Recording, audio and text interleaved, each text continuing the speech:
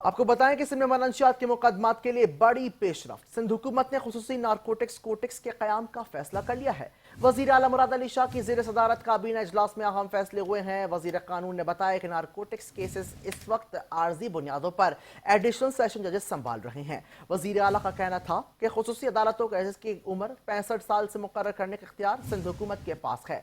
तफसीलात जान लेते हैं शकील नाइक से। जी शकील, तफसीलात से आगाह कीजिएगा।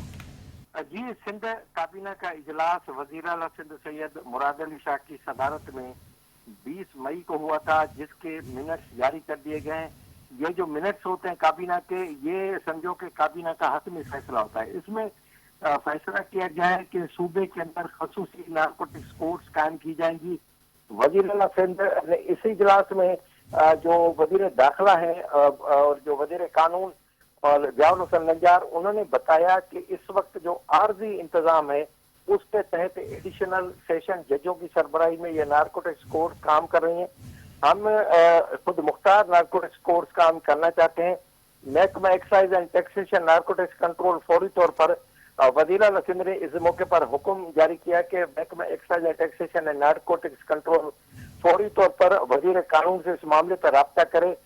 और वज़ीर ने इस मौके पर कहा कि जजों की तोसी देने का इस्तेकाक हुकूमत का है और हुकूमत सिंध जजों की उम्र 65 साल रखेगी। वज़ीर कानून और वज़ीर सिंध ने हिदायत की कि वज़ीर कानून और वज़ीर एक्साइज बैठकर खुसूसी नारकोटिक्स कोर्ट के क़याम के लिए तजावीज़ तैयार करें, आइंदा सिंध काबीना के इजलास में पेश करें। सिंध काबीना की हतमी मंजूरी के बाद सूबे के अंदर तमाम अजला में, सूबे के 30 अजला में खसूसी नारकोटिक्स कोर्ट्स कायम कर दी जाएंगी, जिनके जज अलग होंगे, जिनका इंतजामी जज अलग होगा, और फिर जितने भी मनशात के केस हैं वो सब के सब उन्हीं कोर्ट्स में चलाए जाएंगे। जी, तफसीलात के लिए शुक्रिया शकील।